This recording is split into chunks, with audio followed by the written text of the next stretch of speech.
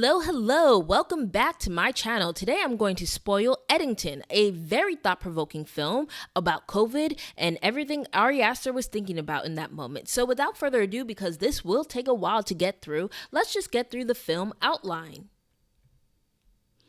All right, this is another monster film from Ari Aster that is 2 hours and 25 minutes.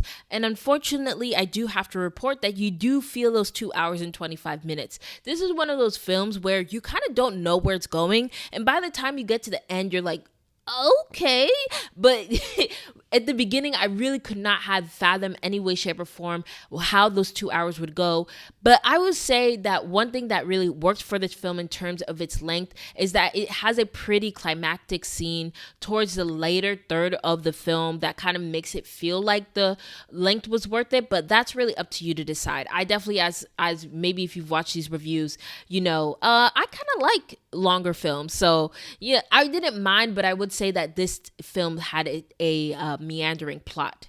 We have the director and writer of Ari Aster. Ari Aster made his feature film debut with Hereditary, which I would argue is one of the reasons why Toni Collette's career was reinvigorated. And then he came out with Midsommar, which I was obsessed with, and that caused me to be obsessed with Florence Pugh. And then I also loved Beau is Afraid. I gotta say, amongst the 4 films that he's released, including Eddington, I would say Eddington is the one I liked the least, but it didn't mean that it wasn't interesting, and I did like his sort of idiosyncrasies pointing out or coming out in this film. Another thing I will point out in his 4 full-length feature films, this is the first film that is directly tied to real-life events. So I know a lot of directors maybe play around with biopics or what have you, but Ari Aster tends to play more so in the realm of like surrealism and like personal issues between people, and this is the first film he's done that has ever been about real life events, and I think that might have been part of the struggle that we see in this film. Although again, it's a good film, and I'll talk a little bit about my thoughts about this later in the review. So we have a pretty huge cast. This was definitely an ensemble, and I did like that I was introduced to some actors that I haven't really seen before. We have, of course, Joaquin Phoenix, who also played the titular role in Beau is Afraid, Pedro Pascal, who seems to have been in every single movie or big blockbuster coming out this year. Although I don't think Eddington is a big blockbuster, it definitely is going to lose A24 money. Not that I care, but here's Pedro Pascal. I would argue, however, if you're a Pedro Pascal doubter, this is a film that is like, oh, this is the role for Pedro Pascal. People thought that in Materialist he was poorly cast, and then there's been other shows or films that he's been in that people have raised an eyebrow at. But I would argue that Eddington is one of his strongest performances, and I really, really like that, and I hope that he takes on more roles that just make him a middle-class suburban dad. We have Michael Ward. Apparently he was in a film with Olivia Colman, and it looks so interesting, so I definitely want to look at that. But he's actually British, so another black British man playing an American, but he does a wonderful job, and I loved his character, and so that's why I built him a little bit higher here. Emma Stone is in this film as well, but I actually don't think that she makes that big of a presence. Deirdre O'Connell is a standout to me. I am not that familiar with her work, but her comedic timing in this film was amazing. Another standout to me was a younger actor, Matt Gomez-Hidaka. Really loved him in this film. He plays a really snarky character very well, and so believably so. I think in the hands of a less well-versed actor, his character could have come off as contrived and a little bit hokey, but Matt Gomez-Hidaka definitely does his big one here. Cameron Mann as well. Again, amazing comedy. His comedic timing is far more subtle, and it was really great. So I just want to shout out Matt Gomez-Hidaka and Cameron Mann, who I think did a lot with their roles, which were kind of smaller, but I thought they were much bigger than Austin Butler. And Austin Butler made a huge appearance in the promos for this film, but he actually has a very, very small role, although slightly funny role in this film. And who is the ideal audience for the film? Someone who's wondering why directors haven't made a film about COVID yet. This film definitely makes you realize just how complicated so many topics, so many social issues, so many interpersonal issues that arose during COVID are hard to talk about. I'm even surprised to an extent that people haven't talked about, certain families who lost loved ones. I recently went to a public outing where there was a bunch of people, and somebody mentioned to this, and this wasn't the first person that week who told me this. They're like, yeah, I lost a loved one in 2021. And I'm realizing there's a lot of skirting around the issue when it comes to COVID, because a lot of people, like, I realize a lot of people I talk to tell me they've lost someone in 2021. And then I was like, oh, yeah, you know what was happening in 2021? So just an interesting dynamic that is going on in society, where we're doing whatever we can to live, to forget COVID. And I think it is a really fascinating time. And I do hope that more artists kind of create, art about it. But I will say I don't think Eddington necessarily hit the mark. So let's talk a little bit about my thoughts on the film, which again I thought was intriguing, but just missed the mark a little bit there. So let's go to the plot. So there's a lot of characters in this film. So I just put down here 4 characters or 5 characters that are kind of central to the film. Although I missed out on my favorite ones, Brian and Eric. But let's go ahead and just talk about this very long film before this video gets any longer. All right. The film opens up with a homeless man wandering the streets. It's May 2020. We get distant clues about Eddington, including that the town is small, deeply suburban, and will soon be welcoming a data center. Joe Cross is in his sheriff car when he's approached by a cop car from a neighboring town. Their town is much stricter about enforcing the mask mandate and want Cross to put on his mask because he's technically in their jurisdiction. They do all this despite Joe being in his car and far from anyone at all. I will say this immediately brought me out of the film because I've never associated the police with mask enforcement. I lived in Los Angeles during the peak of the pandemic, and the police were the ones who most blatantly walked around without their mask or with the mask on their chin. So I just remember enforcement being a little bit loosey-goosey at the time. Either way, this establishes Joe as an anti-masker who doesn't believe COVID is in their town. Joe has asthma, which contextualizes his aversion to masks. He gets a call about a disturbance at a bar owned by the mayor, Ted Garcia, who is played by Pedro Pascal. I will say this is one of Pascal's better performances. He was made to play this type of role that is just a suburban dad, and I think he's been playing recently these larger than life individuals, but I think his suburban dad role is really maybe where his bag is at. Anyway, Joe sees the disturbance, which is the same homeless man we saw earlier in the film trying to get into the bar. He ignores that homeless man, goes to the window, and gets into a verbal spat with Garcia. It's clear the men have a tension which will escalate throughout the film. The homeless man makes his way into the bar. It's only then that Joe finally tries to do his job, but is embarrassed when the homeless man takes him down. The entire incident is filmed by Eric Garcia, Ted Garcia's son. Eric's friend Brian is also present.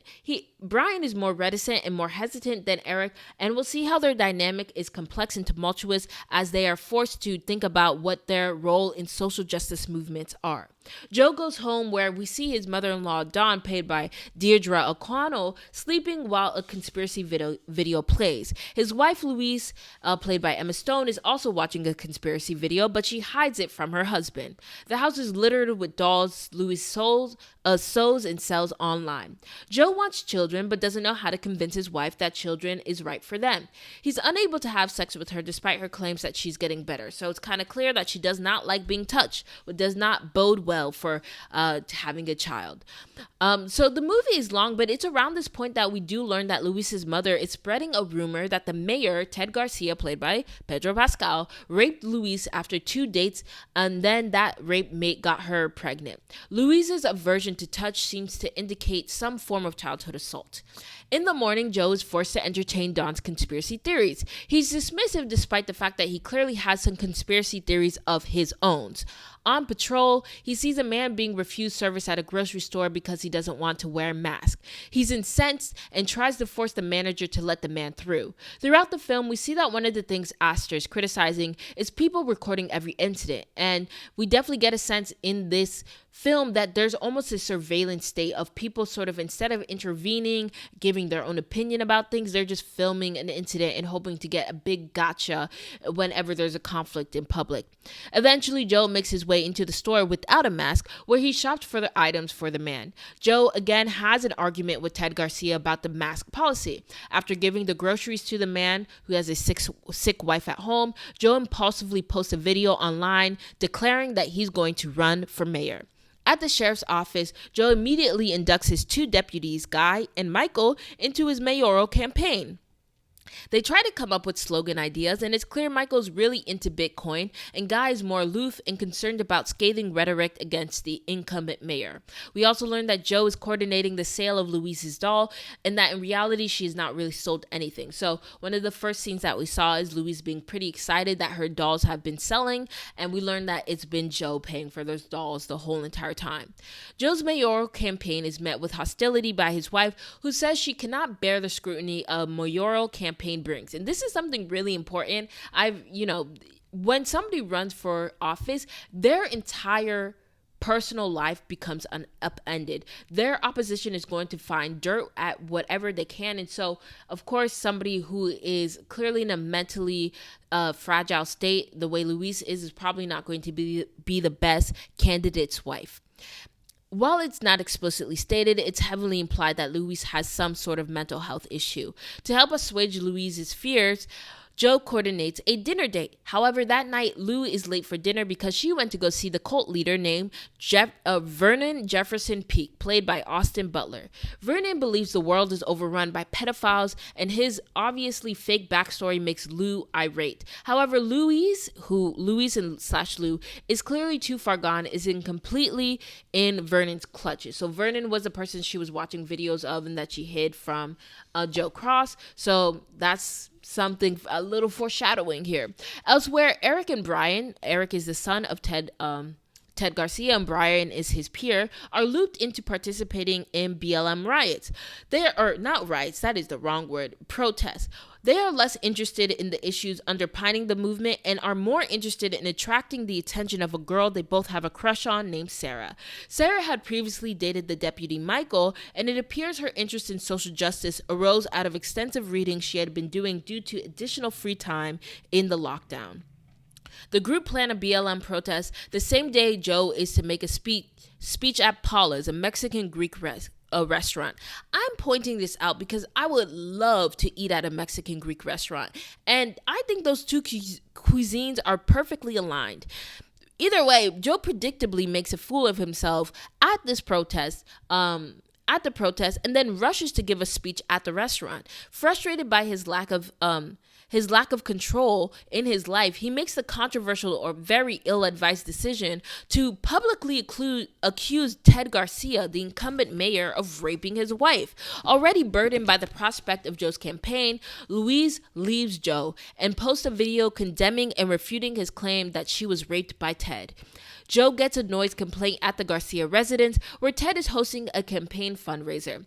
At the fundraiser, the video of Louise's refutation is being played. Joe lowers the music, but is met with resistance from Ted. They play volume level footsie until Ted slaps Joe twice in front of everyone. Now, this is the turning point of the film. Lamenting the departure of his wife and the humiliation of his mayoral campaign, Joe goes evil. He gets a disturbance complaint at Ted's bar, where the homeless man has broken windows and is tasting all the alcohol. The homeless man keeps on saying, "I can't taste anything. They all taste the same," clearly implying that he's been infected by COVID. Without warning or threat, Joe shoots the man in the back and then hides evidence of the shooting. Joe disposes the man's body in a river. Joe then makes his way to the mayor's house, where the mayor is scolding his son for having guests in the house during lockdown. As Ted is calling his son, Joe shoots Ted in the chest. The son comes out to examine his father's sudden silence, only for him to be shot dead by Joe as well. Joe hides the evidence again and puts a bow on it by graffitiing the home with the tag "No Justice, No Peace," clearly with the intention of blaming the BLM protesters for the murders. Offhandedly, I do think Oster may be commenting that when people are put under scrutiny imposed by many social justice movements, it actually might push people to be more bold in their criminal and discriminatory activity. I have mixed feelings on this. To an extent, I definitely think that that's true, right? Like when somebody's like, well, I can't do anything right, so might as well do everything wrong, and do that wrong so boldly, so egregiously that nobody can refute the fact that I'm an evil motherfucker, because even when I try my best, I'm evil.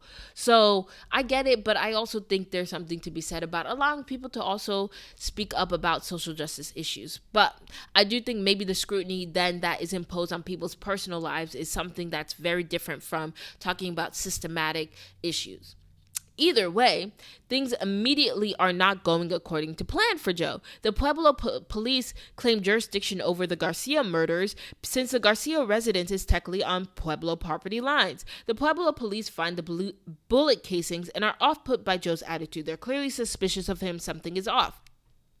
Joe has definitely been infected with COVID and even goes to a testing site to confirm. He's so paranoid about the prospect of COVID existing in his town that he puts his phone on airplane mode when he's at the testing site. And then I think the funny thing about it is, like, he's trying to be actually, I think he's incognito here, but throughout the entire film, he has decorated his sheriff's car with these really cartoonish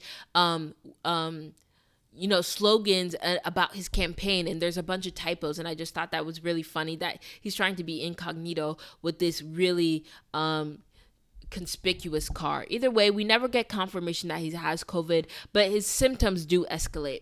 The entire town finds out about the murders and tensions continue to rise. The sheriffs interview Sarah, the BLM organizer, because her purse was at the Garcia residence. However, Brian voluntarily comes into the office to show that Deputy Michael might have a motive to kill the Garcias because of Eric's past relationship to Sarah. Joe recognizes Brian's tip as a salve for his issue and feeds into it. However, Deputy Guy goes full-blown conspiracy, believing that Michael joined the sheriff's office only to commit crimes with impunity. And it's really funny how Joe, the person who's the primary beneficiary of people thinking that Michael murdered the Garcias because he was jealous that these Eric Garcia might be dating Sarah, Joe was like, hold on, calm down, Guy. Michael's father was in this sheriff's office. Clearly, he's not just here because he wants to get away with crimes. Things only escalate further when Joe follows the Pueblo police to his home, where the Pueblo police decide to interview Don about Joe's suspicious behavior. Later, Michael has escaped, but Guy and Joe realize that Michael has actually been kidnapped by mercenaries who came to Eddington in a private jet with BLM adjacent sign. The film here is definitely making allusions to the fact that wealthy people use political chaos to enact indiscriminate violence across the country. So it's this idea that people see BLM protests and be like, how could I profit off of this? Or how can I get away with some real evil shit? And in this case, he's kind of envisioning it as Antifa really being these mercenaries probably paid by wealthy people or wealthy people themselves who are like, this is a great opportunity for me to be violent and for people to say, oh, they're being anti-fascist or what have you. The message here, and this is another criticism of the film, the message is pretty muddled, but here we go. The faux Antifa group lead Joe and Guy to a field where Michael is being held. Guy triggers a bomb where he's immediately killed. Michael survives, but Joe is then hunted by the militaristic faux Antifa group. This is probably the most entertaining sequence of the film. Joe's able to make it home where he finds that his mother-in-law, Dawn, is planning on leaving since she believes that whoever killed the Garcias is going to kill them. Joe then confesses that he was the one to kill both the Garcias. However, the faux Antifa are shooting at them, forcing Joe to the town center. There, Joe is able to collect weapons and defend himself. However, he's still outnumbered until Brian sees all this commotion. Again, that teenage boy that was friends with Eric Garcia intervenes and kills the last faux Antifa member. We then see a montage of Brian becoming a Kyle Rittenhouse type figure who completely abandons all his BLM rhetoric to become a cop-loving right-wing pundit. Joe is permanently disabled by the injuries sustained during his fight with the faux Antifa. He's unable to speak or walk. The Garcia murders are blamed on Antifa, and Joe Cross becomes mayor of Eddington, with Dawn, the mother-in-law, as his puppeteer. Despite using the anti-data center sentiment to initially bolster his career as mayor, Joe, well, really his mother-in-law, opened the data center. Michael is still alive, although he's clearly traumatized and has scars all over his face. He knows the truth about Joe, and it's hinted that he has dedicated himself to strategically unravel the Eddington system once he's able to acquire the appropriate resources. We see that Dawn and Joe now live in the renovated mansion on the Garcia property. Joe has to be taken care of by a nurse who's a bit too comfortable around Dawn. Again, a heavy implication that Dawn and the nurse are in a romantic relationship. While scrolling online, Dawn finds a video of Luis at a Vernon rally, except she's now pregnant with Vernon's child. In the new age, three The new age 3-person family go to sleep in one bed, and the film ends. So the film had a great premise that I believe that films about America during COVID are absolutely necessary. It's a time period that Americans need to eventually address as opposed to constantly avoid. There's such a rich psychological, social, and economic exploration that can enhance our understanding of human nature at that time, and of course prepare us for the next time that happens. How can we decrease the chance of social discord during this era? And I also have a controversial opinion. I don't think Trump would be president now if COVID didn't happen. I think the COVID era really, even though yes, technically Joe Biden won in November 2020, I think there's something to be said about how people came out of COVID, especially as we head into 2022, and how that psychologically really affected how then people interacted in the world, which made it easier for people to associate themselves with a Trump-like character. Anyway, Eddington nails the frenzied malaise of COVID and how it brought everyone to extremes. For people more on the right, it triggered a conspiracy theory response and desire to assert an independent spirit potentially at the expense of other people's lives. For people on the left, it made social justice issues more salient as people had less life to live and more hashtags to explore. However, the reality is that the satire wasn't clear, and at times felt that the film was satirizing satirical people as opposed to real people. To an extent, all the characters and the situations in the film were real, but they were so exaggerated as to undermine the subtlety of the real people that were being satirized, if that makes any sense. So again, this kind of brings us back to the fact that this is the first time Ari Aster has ever made a film about real life events as opposed to like fictionalized people and fictionalized towns. Like BLM is something that really happened. Conversations about Antifa were things that really happened. Black people getting promotions arguably because they are black, and there's a lot of hoopla around the Black Lives Matter movement really happened. So I think there was a little bit of difficulty here in Ari Aster putting his fictional vision onto real life events. Sometimes too much was said explicitly that didn't allow the audience to see the insidious nature of some of these characters, because the way people operated was close to cartoonish. And even though again I understand that this is how some people acted or how some people felt people acted, I think there would have been a better strength in sort of showing the subtlety of how people acted as opposed to being these really outlandish, cartoonish portrayal of people during COVID. I do think good art makes people uncomfortable, and this definitely made me uncomfortable. So I really commend the film for using this discomfort and allowing me to explore different thoughts that I have while watching it. One of the other issues that I would say the film has is focus. Unlike Beau is Afraid, which had the opportunity to focus on one person, Eddington feels meandering because despite focusing on Joe Cross, the film requires focus on other characters in order to make the observations that it wants to make. So Joe Cross, I think, is sympathetic because he has asthma, and you can imagine having asthma making it very hard to breathe through a mask. But it's sort of like, okay, now we have to go into this whole teen party with Eric and Brian, and then we have to be subsumed into that for a minute, and then we have to have this conversation with Ted Garcia and this kind of power broker who's trying to get this data center in Eddington. It's all of these different stories are coming about, but the focus never is tight, and I think that also is what one of the biggest weakness of the films is. After a lot of thought, I realized that Ari Aster has a pretty clear message. If you think about what happens to the characters, you understand that ultimately Aster thinks about all of them. For example, I think a lot of people say that he's doing both sidesism. He's not. He's criticizing how people participate in Black Lives Matter movement, but he's not necessarily criticizing the fact that racism exists and police brutality exists, right? Let's look at what happens to Michael, the only Black character in this film. We learned that Michael's father was in the sheriff's office but couldn't make it past captain. It's heavily implied that his career ceiling was due to racism. Michael also notes how Joe may have promoted him only to improve the PR of the sheriff's office after there was accusations of the sheriff's office being racist. And then at the first opportunity to scapegoat Michael for a double murder, Joe takes it on despite knowing full and damn well that he was the one who murdered the Garcias. Even Guy, Michael's peer, is overly eager to blame Michael for the murders, coming up with an insane theory that Michael's presence in the sheriff's office was all due to his desire to kill with impunity.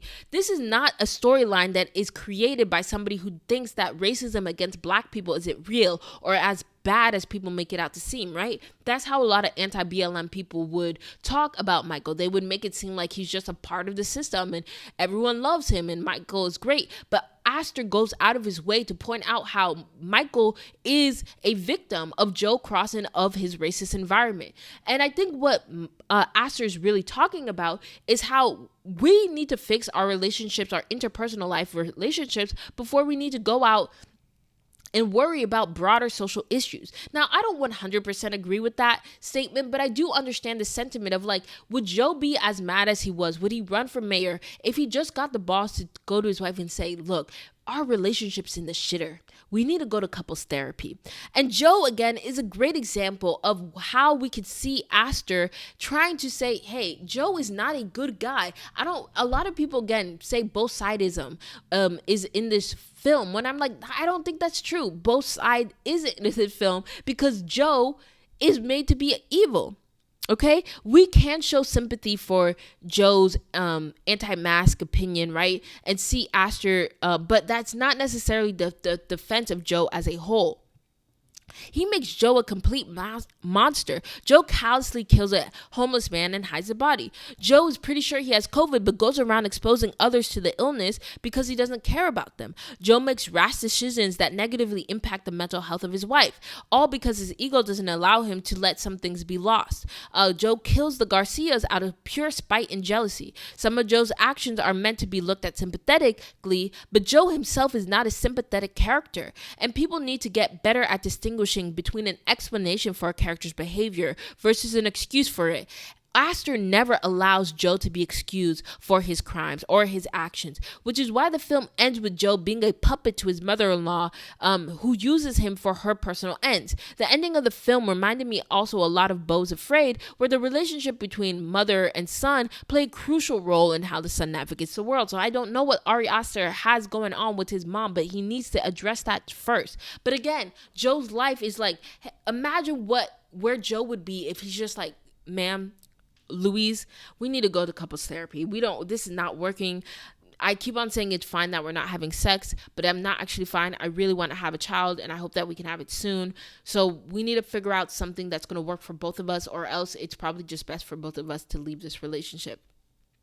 If anything, my primary gripe with the film is that it makes fun of political engagement.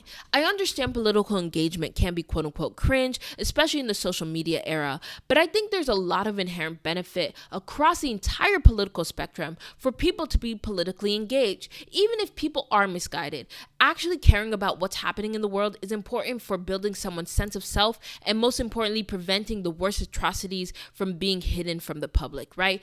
These protesters, these people who make a lot of noise, they are doing a service by saying, we will not shut up about this until this is fixed. And I do admire that, regardless of what your thoughts are on these protests, how they work. And I have a lot of criticisms of the organization itself, not the tenets behind Black Lives Matter, but the organization. When you think about these things, you realize like, it's so important for people to be politically engaged, or else we end up in the exact world that we have today. I think it's so dangerous to tell young people that they're cringe for having a political belief. You could say, hey, I think you're a little misguided with how you're thinking about these things and how you're deciding to act on it. But I don't think that we should poo-poo political engagement altogether. The film was accurate in that many people participate in social justice movements for insincere reasons. But for most people, the underlying social ail being protested against is legitimate. And like I said, it explains why Michael's depicted the way he does. I think Ari Aster doesn't want us to say Black Lives Matter is a dumb movement. I think he wants us to criticize how people participated in it. Either way, I love thought-provoking films. Film and media in general is supposed to make you think and, quite frankly, sometimes uncomfortable. So I appreciate this film for forcing me to hone down what made me feel uncomfortable and what I did appreciate about this messaging. A part of me wants to revisit this film and make a more focused essay about what BLM criticism looks like. But until then, this was my video about Eddington, and I do hope you watch it. Films like this, more of these films need to be made. Even if I didn't think it was the best film ever created, they still need to be seen. But if you have listened thus far, thank you so much. This was Strategic Delusion. Have a great day.